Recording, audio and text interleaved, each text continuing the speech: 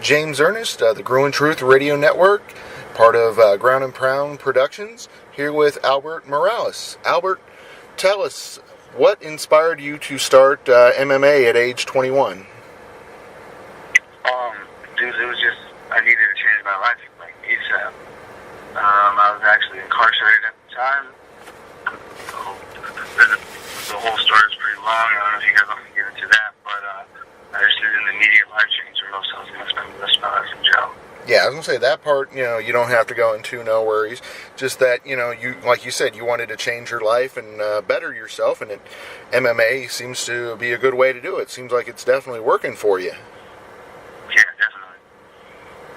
So tell us about the intense and strict training that you went through to become an MMA athlete. Oh, man, let's see.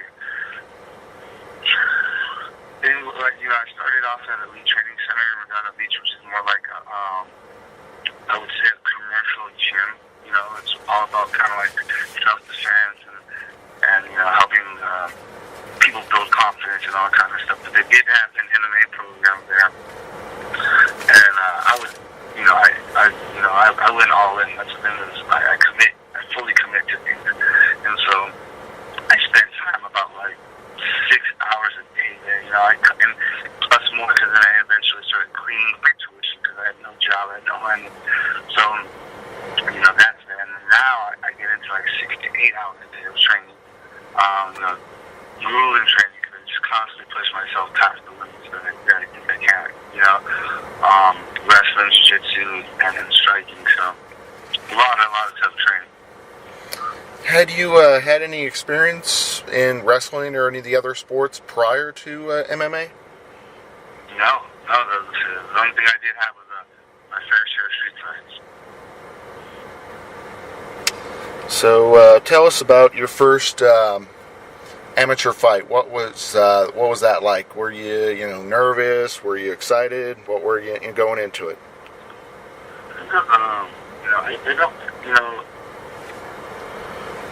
It's kind of weird because I've never really felt nervous before a fight. I guess you feel like the anxiety a little bit, like something of that sort. But I've never felt nervous because I felt that this was what I was supposed to do. And like I said, I've been in a lot of street fights, so it was just another fight for me. It was almost like I was excited just to start it. It took me about a year before my first amateur fight. I trained for a whole year. Then I got let into it.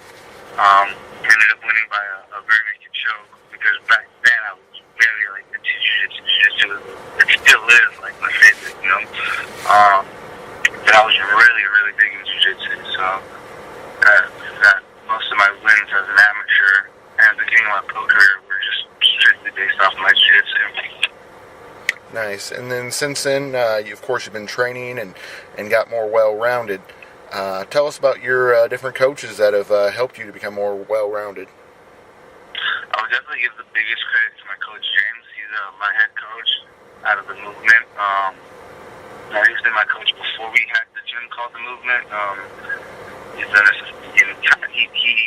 He really taught me how to fight, whereas before I was just a kid that was down to scrap. And I would get in there and I would just throw my hands, and if it took me down, then I was just in my world, which was jiu-jitsu. But once he told me how to throw a proper punch, how to have a nice base underneath me. I call him my winning coach. He teaches me game plans, and that's it. Like it's not crazy. It's simple. Makes it down for me because that's kind of how I need it. So definitely my head coach is, pretty much the guy who I'll retire with. I ended up switching jiu-jitsu camps early on. After the year of training, I ended up switching to Carlson Gracie team. So I was a white belt at Carlson Gracie, and my professor Andre Vasconcelos, that guy, he's like another dad to me. I got Carlson Gracie dogs tattooed on my hand, so I'll be there for the rest of my life also. And then also now I added in Coach Kenny Johnson as blackout. I added in about my second or third fight into as a pro, Kenny Johnson at Blackhouse. And then now recently for this fight camp, I added a fast switch with Coach Ren, and that's sponsored by Under Armour. the best strength and conditioning program I've ever added. And I've never felt better in a fight. Nice. It sounds like things are going in the right direction with that. Now, I mean, why would you want to sign up with the Gracies? I mean, they don't know anything about jiu-jitsu, do they? Yeah, right. Sheesh. Yeah, I was going to say, I think they're the ones who invented it, it feels like sometimes. Just how, I mean, their whole family is so darn good at it. You started out amazing, 6-0 with your professional career. Do you attribute that to, like you said, waiting the first year before starting your amateur, where you of course, did a lot of training and built yourself up first instead of running right into it? No, honestly, most people would say I did run into it. And I feel like, I did. Most people actually kind of take multiple years before they hit the amateur, or they've been training a lot before they hit the amateurs. Mm-hmm. I was actually in a hurry, man. When I was at Elite Training Center, I was constantly asking them, can I compete in jiu-jitsu tournaments? Can I do this? Can I do that? Because I just wanted to hit the fighter, mm-hmm. Iron, iron sharpens iron, diamonds are made out of pressure. So I was just trying to go. And I actually gave up in MMA for a minute, because I had nobody to help show me how to get into amateur and all that stuff like that. So my friend Jesus Giacos, who also was in the UFC, called me over and told me to come down to Systems Training Center. And from there, it was just, I was at Systems for like 3-4 months, and then immediately like, let's get an amateur fight. That was it. And I only spent about 9 months in it as an amateur. It was, a quick little thing. I went 5-1 as an amateur. Mm-hmm. Fought for a state championship, got robbed, and then I got called by Bellator MMA to go make my pro debut. Yeah, what was that like, working with Bellator, one of the bigger organizations? It was awesome, man. Bellator is, I love it. The guys over there are super awesome. It was at my first, taste of like, being a professional, but I got to see the difference because I went from Bellator 2-0 and Bellator ended up going down to a low, I'm not gonna say lower, but I mean, more local show, and I saw the big difference. So I was actually, when I got to the UFC, it's an even bigger difference. But I mean, I still got a taste of what it was to be like that major league kind of promotion. So with the UFC, do you interact with Dana White at all? Every time I see him, he gives me a hug, and nice to see you, dude. Because I think he does remember me from the looking for a fight episode. Mm-hmm. But other than that, it's kind of hard to see him, man. That guy's running around a lot. Yeah, I was gonna say I can imagine how busy he is running a huge promotion like that. I work with one of the local ones around here in Cincinnati, Northern Kentucky, and by comparison, his has got to be just hectic. So you signed with the UFC after that first round finish in RFA. Did they sign you right after the big fight, or did they later on contact you? No, it was immediate. That's like the best story. It was awesome, man. They actually missed my fight. The episode shows that he saw my fight. They actually missed my fight. Actually, right after I finished, he was walking in, and I heard that, and I was damn, that wasn't the whole biggest thing was I wanted to beat Mario, and that was it. But eventually, my coach convinced me to go up to Dana White and say hi to him. I saw a bunch of fighters around him, so I don't want to be that guy. So I came back to the locker room and tried to act like I didn't, like nothing happened. Yeah. Just ignored the fact that my coach told me to do that, but then eventually my coach came up to me. That's Coach Kenny Johnson. Man, you better go talk to that dude. I'm going to kick your ass. And I was like, all right. So I get by and I walk outside, and I see nobody around him. I'm like, well, if that's not a sign, I don't know what is. So I go up to him, and I was like, hey, how you doing, Dana? I know you missed my fight, and I just want to let you know that, whether you sign it today or whether you don't, I will fight you. And he really digged that, and Matt Shera loved it. They're like, hell yeah, that's the attitude. That was it. The fights went on. My friend Tommy Aaron ended up winning by knockout. He was the last fight of the night. It was like a dark fight. And as we were just walking around getting ready to go, the intercom calls out to Albert Mouse before he blocked him. I immediately think I left him a check, because I always do that. Because, after the fight, like I'm just running around, not really worried about the money. So I go to the back, the commission tells me that Dana wants to talk to me, and that was it. Dana signed me off the spot. Nice. So what was it like getting that phone call for the UFC Night 94, where it was kind of a short-term notice fight? You're talking about the one in September 2016? Oh, okay. Really, honestly, all my fights have been short notice. Like, the majority of them, you know, the most I've ever gotten was I think 3 weeks. Bellator actually gave me a camp, I think twice. But other than that, every fight has been short notice. So, you know, we kind of expect that. My jiu-jitsu professor, Andre, it drives me crazy. You know, because I'm a fighter, I'm a warrior. That, you know, that was the thing that was given to me, and it, you know, it's who I am. If you tell me that there's someone that, you know, if I can get a fight, then I'm going to take it. Doesn't matter who it is. I'm here to fight. I'm here, you know, I'm here to put on a show. I'm here to leave a legacy. And so, taking fights on short notice, it sucks because I can never really fully be prepared. As much as I train, as much as as good a shape I'm in, you know, going on 8 hours a day, it's still kind of hard when you can't really game plan for the opponent. But, you know, after my last fight, actually, you know, I sat there and I was like, damn, man, what the hell is wrong with me? You know, maybe I shouldn't. And you know what? I sat back and realized that's who you are, dude. Like, I'll always take a short notice fight because I'm always ready. You know, as ready as I can be. And, you know, I'm always going to take the opportunity. But that fight was, you know, I had to take it. You know, that was it. With that, you ended up getting a draw in that fight. With it being your first fight in UFC, were you happy with that result, or? No, man. I honestly feel to this day that I won that fight. Majority of people do, you know, but you know, you go to the hometown. You know, well, it's not really hometown, but it's Texas. He's just from Mexico. You know, it's kind of pretty close.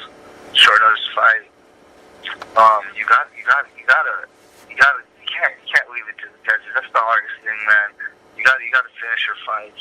That's what I've been frustrated with. Like, I haven't finished a fight in the UFC, and you know, you could say the competition is getting better, which it is, but I just feel that I don't know, man. But yeah, I was very disappointed with that fight. Like I said, I still feel I won, but you know, it's all learning experiences. So with that, unfortunately, in the next fight you had, you ended up getting knocked out. How do you bounce back from something like that?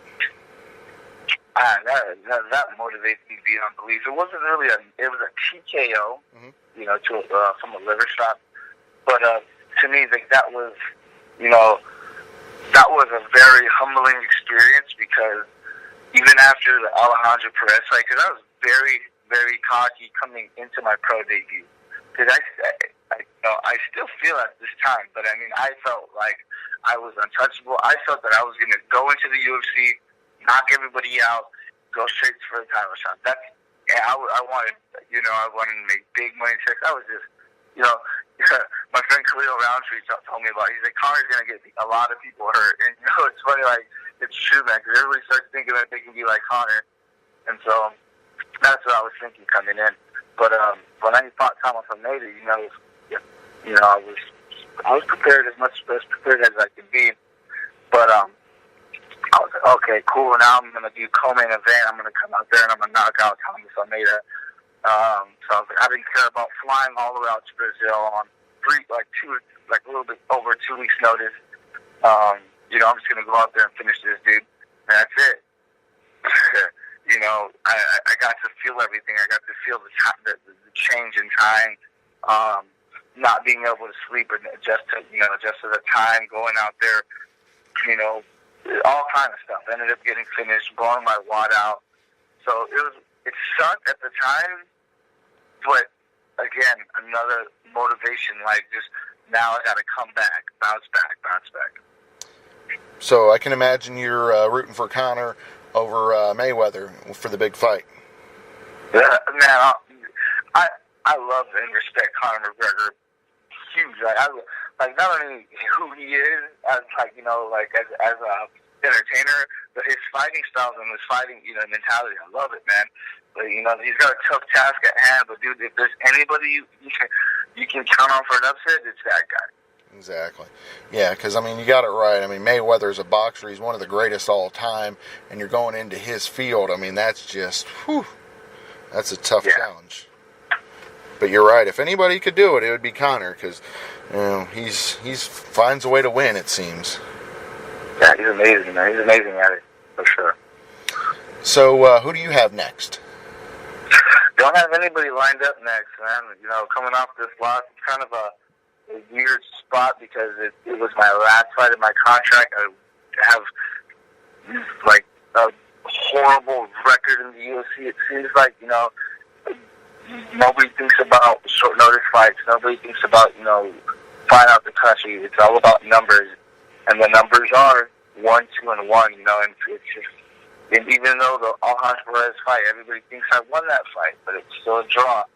So, it's up to Uncle Dana and Sean Shelby and all the guys at the UFC to rather give me another fight, re-sign me, it's all that kind of, it's up to them. But wherever I would love to fight for the UFC. It's where I belong. If I don't get re-signed, it's okay. I sat back and I thought about it. If I don't get re-signed, that means I just got to come out back to the local scene, take off the heads of every champion out there, come back to Uncle Dana and say, here you go, bring me back. So it's just, whatever happens. I know that I'm going to come back to the UFC. I will be the champion of the UFC, and if I have to reset and come right back, well then I'll do it, man. I've been there once and I'll do it again. It just adds to the story. If you could fight anybody currently in the UFC, who would you top choice be? Thomas Almeida immediately. Any particular? Thomas Almeida. What was that? Any particular reason on Thomas? Oh, because he beat me. So did Brett Johns, but it was a decision one. It was like a very good game plan. Sure, I would love to fight Brett Johns again eventually, but with Thomas Almeida, like I said, he finished me in Brazil. It's been something that's in my head, I would say burning in my soul that I need that fight back. I need that win back. So yeah, it's got to be Thomas Almeida, and it's a fight that it's gonna be an exciting fight. We're gonna stand up and we're gonna bang, and we'll probably get that bonus share because this time, and I want it in Brazil. I want it exactly the same. If we can do that, that'd be awesome. But I want a full camp.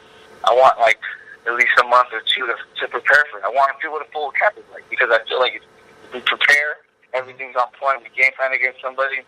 Dude, there's no one that can stop us. Because if I'm doing it on 3 weeks' notice now, man, if I get a full camp, it's going to be deadly. Excellent.